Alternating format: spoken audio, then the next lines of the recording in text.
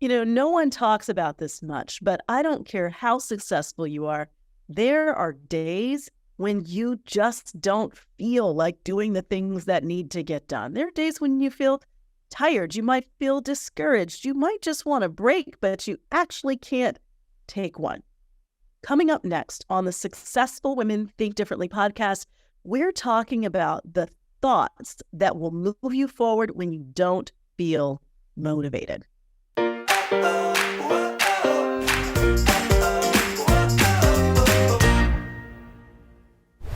All right, so I woke up this morning, and I'm going to be honest with you. I didn't feel like getting up. I really wanted to go back to sleep. I had a list of things to do, including this podcast, which I thoroughly enjoy doing. But I felt like I had a little sinus pressure. I was a little paranoid about that. I took a COVID test. It was negative. It's not that I felt bad. It was just that really I felt stuffy, and I was concerned that I would sound stuffy. So forgive me if I do sound a little stuffy. But nonetheless, I wanted another day off. I'm recording this as the weekend is over, and I just wanted another day. Have you ever been there? Have you ever even perhaps beaten yourself up because you don't feel like doing the things you need to do? You've got a plan. You're doing great things, but you just don't feel up for it. My dad told me something years ago. I was going through just a really challenging time, and he said something I've never forgotten, and it always works. And in fact, I used it this morning as I was feeling like rolling back over and getting a little more rest. He said, there are going to be some days as you're going through this challenge when you don't want to get up and get going. You don't feel all that motivated. He said, and on those days, just make it your goal to get your feet on the ground.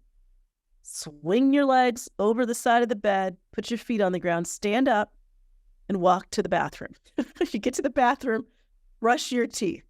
By the time you've brushed your teeth, you're kind of awake, your mental state starts to shift, and you just keep moving. It's simple advice, but there is so much truth to it.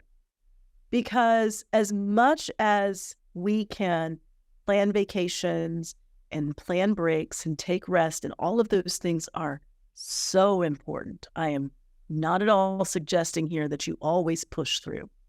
But here's the thing. Sometimes you just have to push through.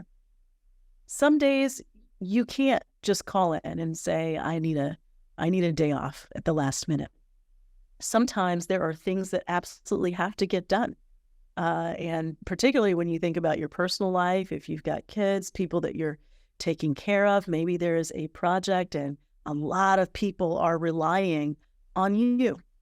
And so we don't always have that option. So what do you do then? One of the most important things you can do is to break things down into smaller pieces. What is the next step that needs to be taken? What's the next thing that you need to do? When you're getting up in the morning, and this is something that's just so simple, when you're getting up in the morning where you're supposed to be getting up, the first thing is getting those feet on the ground, as my dad said those so many years ago. But a lot of times when we are not feeling like it, what we have to do is to shift expectations. Here's the thing. Our feelings are honest, but they're not necessarily the truth. This was something that I heard my coaching mentor, the first person I ever learned to coach from, Thomas Leonard, who passed away in 2003. He said, feelings are honest are not necessarily the truth. The first time I heard that, it was so intriguing to me. What does that mean? What do you mean my feelings aren't the truth? Feelings are honest. You feel what you feel. You have to notice and honor what you feel. But sometimes our feelings can cause us to do things that are not aligned with what we actually want to do or need to do. And so the fact, for example, that you might get up and not feel like doing what needs to be done doesn't mean that that's the right answer, right?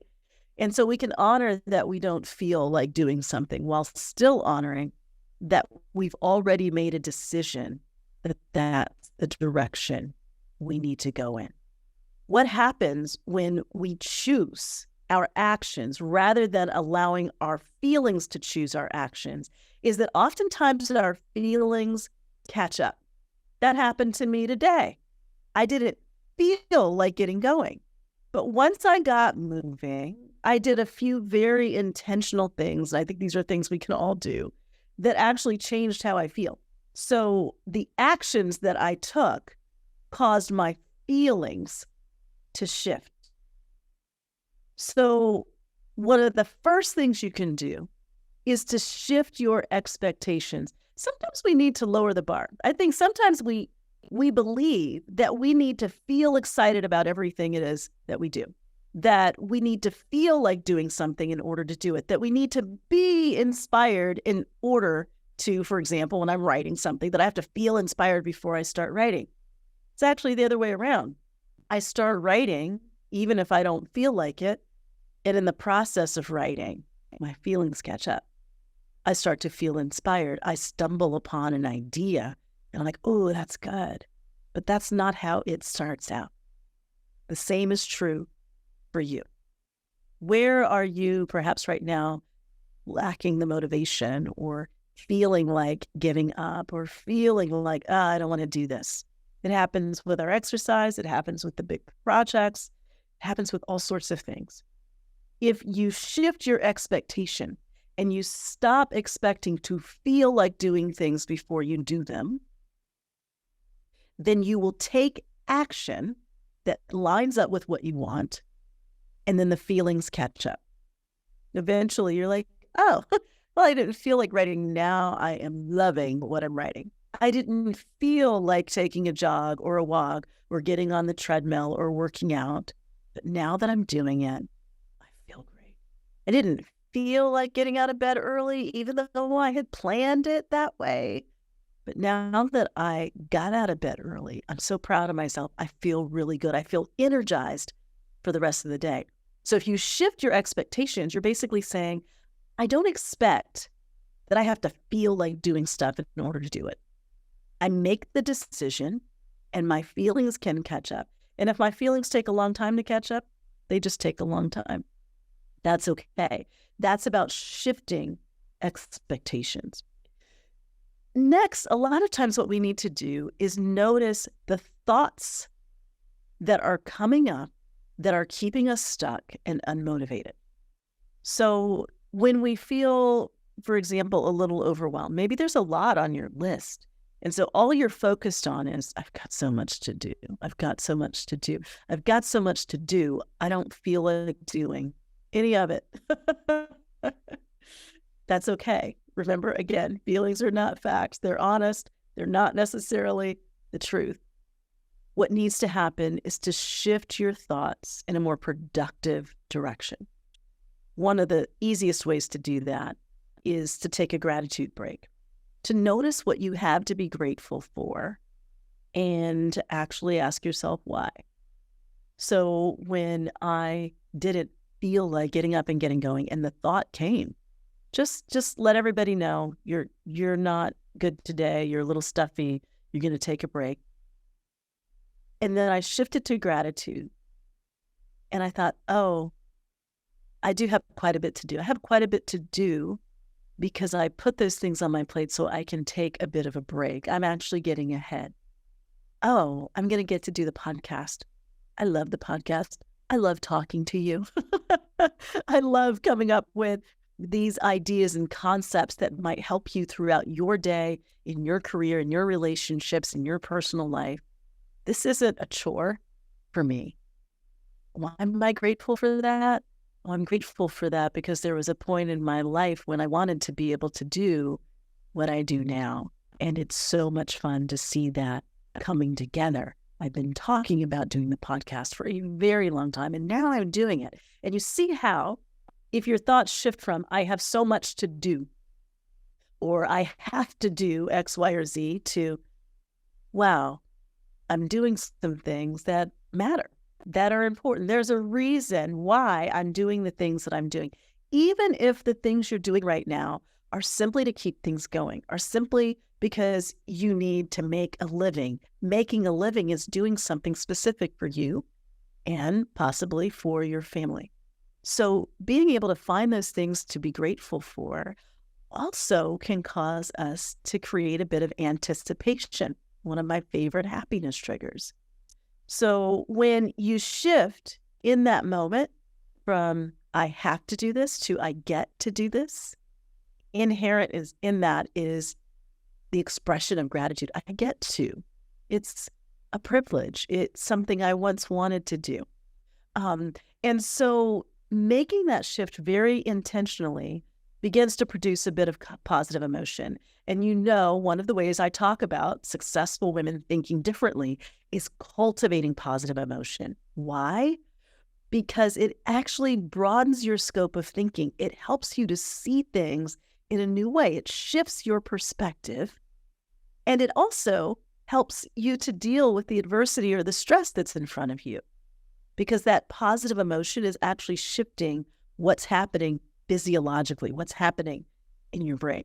Now, 2 more ideas. When you are feeling unmotivated, when you're not feeling like doing exactly what you know you need to do, in addition to shifting your perspective and just getting going, focusing on that one thing at a time, getting your feet moving and continuing to move, and expressing gratitude and finding a way to cultivate positive emotion, is sometimes you just need to call a friend. Call somebody that will help you snap out of it. I did that today. I called my friend Michelle, and Michelle was like, yeah, you sound fine. I was trying to come up with a reason that I didn't need to do the work I needed to do. And since I'm recording, I was like, I don't know if I sound good enough to record. And she said, no, you sound great. You're fine. And I was very honest about what I was dealing with. And she said, you know what? Why don't you just be honest on the podcast? Why don't you just talk about that? Because that's so real. She's like, I've been there. And she started talking to me about what she does when she finds herself in that position. So sometimes you need to reach out to that friend who can give you the perspective that you need. And then here's the last one. There are those days when you need a break. Now, we aren't always in a position to take a break immediately, but sometimes we simply need to say, yeah, today I'm going to need a personal day. Today I need some time to recuperate. But here's the thing. It's so important to make that distinction, because you can have multiple days in a row where you're feeling like this. And so multiple days in a row, you may not be able to simply take a break. So what you want to do is make sure that you just try. Is this just me having a thought, a fleeting thought that I don't need to turn into a fact that causes me to stop my momentum? Or do I have an opportunity here today to perhaps give myself a bit of grace, give myself a break, and start again tomorrow? Sometimes that is the answer. So, how do successful women approach things differently when faced with a day when they don't feel motivated? You focus on the next thing in front of you. You're still in the bed, you focus on getting your feet on the ground. You got your feet on the ground, you focus on walking, you focus on getting the next thing done. You shift your expectations. You don't always have to feel like doing things in order to do them, but if you take action, your feelings often will catch up. Cultivate a bit of positive emotion. Notice what you have to be grateful for, and be intentional about cultivating that, because that will help to shift your mindset almost immediately. And then call a friend. Who is that person that can encourage you? It's so, so very important to have those people in your life who can speak to you in a way that gets you going. And also those people in your life who might say, you know what? I've noticed lately it seems like maybe you need a break. Maybe you can't take one today, but could you take one tomorrow, right? And then lastly, if you need a break, take one, all right? I'd love to hear how this hits you. I'd love to hear that in the comments. If you write a review, tell me how this particular episode has helped you and how you have moved forward, or perhaps the break you decided you needed to take. I would love, love, love to be able to read that, and I read every single review. And maybe you've got somebody in your life that they're dealing with this very issue. Maybe you'll pass this episode along to them. But thank you so much for joining me for this episode of the Successful Women Think Differently podcast. I'll talk to you next time.